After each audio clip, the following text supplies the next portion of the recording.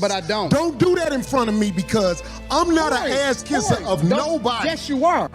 You suck the dick of black people right now. You doing the easy shit. I do bits where I reference the idea of sucking dick. And black people, we're very homophobic. Especially black men, we hold on to our sexuality tight. And sometimes it's almost like no matter how funny your joke is, the minute you even play in that area, you could feel black men in the crowd with that, all right, nigga, where this going? The Anton Daniels and Corey Holcomb blow up on the 5150 podcast is one of those moments where you're watching something go from heated debate to somebody might actually swing in real time. It wasn't manufactured podcast drama. It wasn't playful shit talk. You could feel two grown men with completely different wiring colliding in the same room, and neither one really knowing how to de-escalate once the energy crossed a certain line. It starts out relatively normal. Political, cultural, community talk. Anton is defending staying rooted in his city, employing people, paying taxes locally, building infrastructure, basically the respectable, I'm investing back into my community argument. Corey counters with a much more street-level reality check. I can move anywhere I want to go. I choose to stay in the core of my city, and I choose to participate in my neighborhood. I choose to tithe to the streets. I choose to put kids through college. I choose to interact and truly use my tax dollars and whatever it is and give jobs. I employ over 50 people. I put my money in my community with my people. So I choose to engage. So when we talking about being in the streets, that don't count to me. I don't hear that shit. Well, that's what should count. I don't hear that because shit. Out there in the streets where the people live that you helping, they could get pulled over and shot by a cop and an investigation will be said. But here's the truth. We know, I believe you know this already, when the cops shoot you, ain't nothing you can do about it. My God, this is so crazy. Do you think that's wrong what I said? This is so insane. Is that what I said? I said when the cops shoot you, ain't nothing you can do about it. Is that a lie? This is so insane. But you didn't answer it. I'm going to answer your question. Okay. I'm going to answer your question. It depends on the circumstance. And the interesting thing about it is this. The majority of the people, because you like to use a blanket statement. That's like me saying all black people are stupid. Well, have you said all white people stupid? No, I'm talking about cops. You should say that one time. I'm talking about because cops. It's easy to say all black people are stupid as an example. Say something about the white people. No. You're not. I don't think you got people all the time. Oh, well, I didn't hear you. Can you tell me? Because I don't know. About liberal white women literally being the biggest enemy of the United States of America. That's the thing I say every single day. Corey starts pressing Anton about being too easy on white men, even implying Anton might be scared to challenge them because they're his boss. And that's when things go left. Corey escalates the language and accuses Anton of basically kissing white men's asses, using extremely vulgar sexual language to make the point. It's a reason you go after black males or black people quicker than you will go after white males. What are white males responsible for in this country as the downfall of it? I'm an equal accountability smoke giver. I talk about everybody. I'm just saying, I ain't heard you talk about white men since you've been up here. You ain't been listening. You ain't been listening. I've been listening to you. No, you haven't. I hear you taking you don't have the capacity to be able to listen because you're too busy. No. You got me wrong. You too busy. My capacity that you just criticized, that's an opinion. Here's the fact. Have you said something about Caucasian males and how they destroy this nation? Well, what did I miss? Let's slow down because you talking loud, but you're not saying a lot. No, you talking loud, and you still talking around. What did the Caucasian male do to America to bring it down? I'm not getting into that. You dancing around it. And that's why I lose respect for you when you start dancing and kissing Caucasian males' ass. But I don't. Don't do that in front of me because I'm not an ass kisser of nobody. Yes, you are. You suck the dick of black people right now. You doing the easy shit. The whole energy flips. Posture changes, voices sharpen, What you do, let me tell you what you do. Nah, 'Cause see, homie, let me tell you something, homie. Ain't nobody gonna tell you. I don't Ain't nobody suck gonna dick. tell you to, yeah, I don't you do. suck Yeah, dick. you do. So fix You doing that. it right now. I don't suck you dick, doing, homie. You doing it right now. Homie, believe me when I tell you, I don't Believe me do when that. I tell you. I don't do that. Listen. So don't come at me with no dick sucking shit. I'm gonna give you the same Let's energy switch you give me. Let's switch switch it. seats. Let's switch Switch seats. seats. I'm with it. Homie, I don't We can talk right in front of each I don't other. do no dick Hey, sucking hold on. shit. I I'm a motherfucking man. I don't do no dick sucking shit, homie. I don't give a fuck about none of Well, that I shit tell you right what, now. watch that dick sucking shit, cause that'll go bad. Call it what you want. I don't do no dick sucking, You homie. say a lot of shit that I don't fuck with either. You think I Okay, give a but fuck about but what you that talking that about, gay nigga? shit. Oh, you I go. don't give a fuck about what you talking Hey, about. homie, I tell you what. I'm right here. Don't put You no switching dick seats sucking don't mean shit. to me. Don't put no I'm from dick sucking Detroit, shit on me, nigga. I'm from Detroit Say right I now. suck a dick again. I'm right here, right now. All right, that's what I'm saying. I'm gonna respect you. Dance around it. Dance around it. No. Eventually, cooler heads barely prevail. Corey apologizes and says he didn't realize how deep that word landed for Anton. Anton explains that in his upbringing, being called something like that is extreme disrespect, basically like someone spitting on you or pissing on your shoes. They agree to keep talking, and the podcast limps back into semi-civil conversation about religion, Christianity being weaponized historically, and judging people by their actions rather than labels. But the damage is already done. Everyone watching knows that wasn't just content. That was real tension. Then Anton goes back to his own YouTube channel and gives his side of the story. And this is where the narrative widens into something bigger than just one argument. I know you ain't gonna let the internet for you, Corey. Jesus Christ, bro. I'm gonna make $1 million off of you, bro. I'm going to make $1 million off of Corey alone. Because I know the money game. Corey broke. A lot of people don't even really know that. Corey's struggling. Corey's struggling like a motherfucker. He had already alienated his friends. He don't really have no motion on his own. And so a lot of what he got to do, he got to hit the road. I could stay at home and be calm and cool and collected. Corey got to hit the road. Listen, these niggas is tapped. These niggas is tapped. He claims Corey untagged him like a scorned ex after the episode. He says Craig's energy was fake and driven by people in a group chat hyping him up.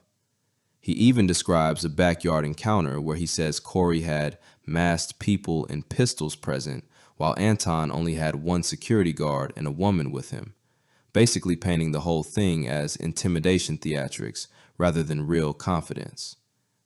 Then Anton goes full metaphor mode and starts comparing the situation to The Wizard of Oz. And it was like this mythical white man, and it was this, oh my God, it's the Wizard of Oz at 5150. 5150 is the Wizard of Oz.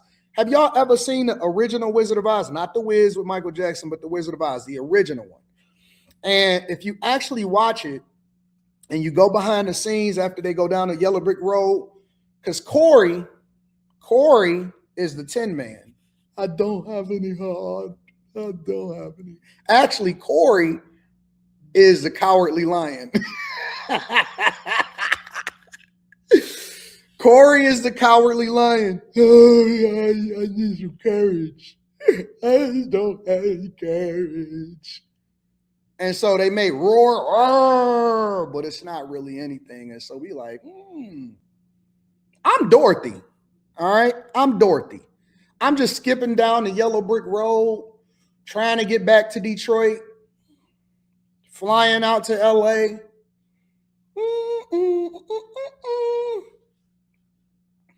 Corey is the, oh my God, Cowardly Lion.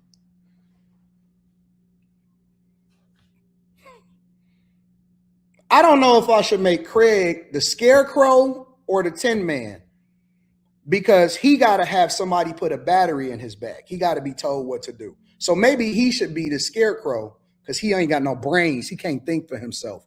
Whether you agree with that or not, you can tell Anton genuinely sees himself as someone fighting what he calls broken black culture, a culture he thinks pedestalizes chaos instead of stability, crash dummies instead of builders, emotional reactions instead of long-term leadership.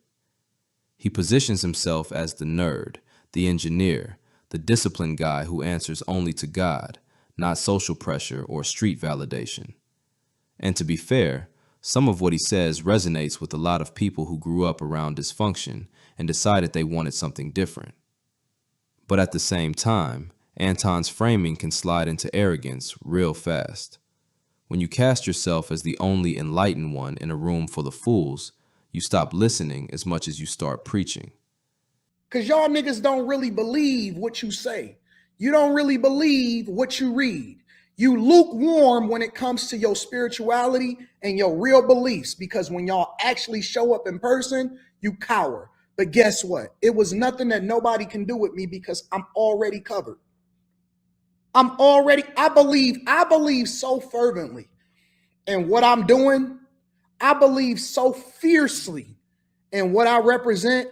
I'm so steadfast in what I am going to do, and that nobody can stop me. And I've been saying this for years, standing on this shit right here on this platform, to you, to all of my bag chasers, to every single person that watch me and have a conversation about me.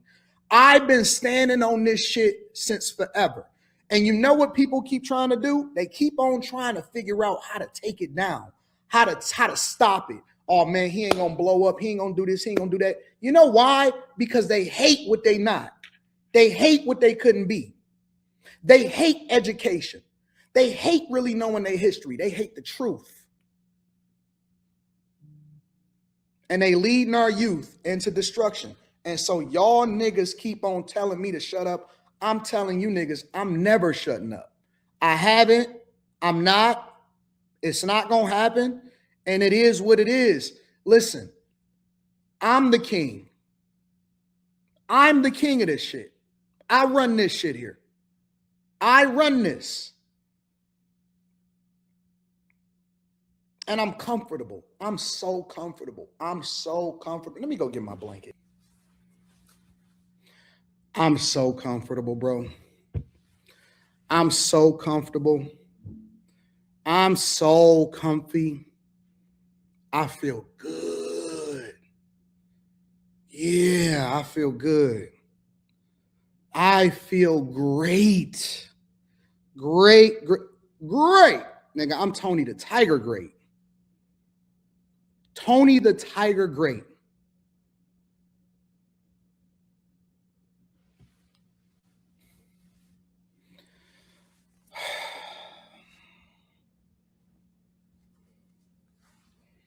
Devil is angry. We don't give a fuck. I'm God's darkest angel, boy. Yes, I am. I'm God's darkest angel, boy. Yes, I am. Coming in a white robe. Feeling good.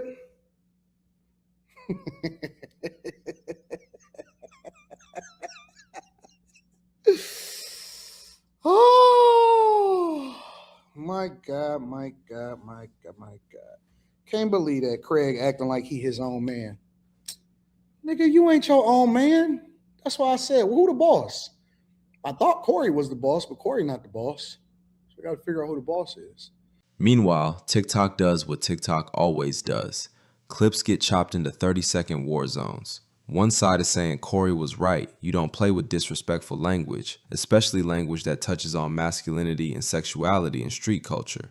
The other side is saying Corey is too old to still be ready to fight over words, that this is exactly the kind of hood mentality that keeps people boxed into emotional prisons their whole lives. Man, one thing I got from that Anton Daniels and Corey Holcomb interview, you have two types of men, bro. Two types of men. And Corey Holcomb, the emotional man.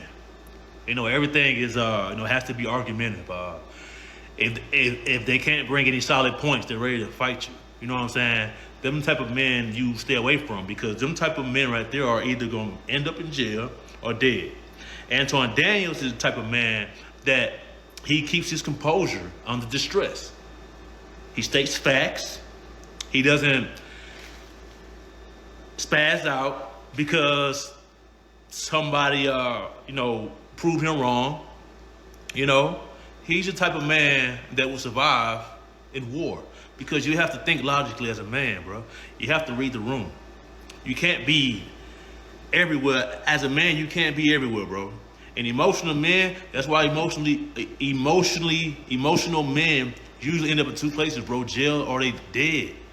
This is why men have to learn to keep their composures, learn how to read the room. Read the room, man. That's all you have to do. Keep your composure under the stress. You have to. Think slow, think wise. Anton Daniels did all that, kept his composure. But at some point, Anton Daniels had his integrity was being pushed. And I feel as a man, I understand that part. You know, when he got up and told Corey, let's go outside then. Because Corey kept on threatening him to go outside in the back, to fight. That's an emotional ass man. If you hang around these type of men, bro, you're likely to get hurt also. Anton Daniels, you did right, fam. You kept that shit at ease. You kept your calm. While Corey over there was acting like a damn emotional ass, radical ass, I don't even know what to call him, because he wouldn't act like no man. All that tough shit, bro, people think because you tough or you loud, you right. No.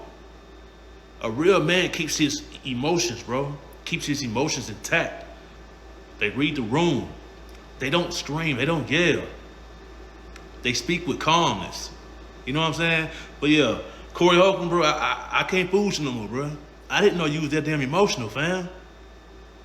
That's wow. And that's really the core of this whole situation. Black men are not a monolith. Some grew up in environments where certain words are instant red lines, no debate, no nuance, straight to violence if crossed.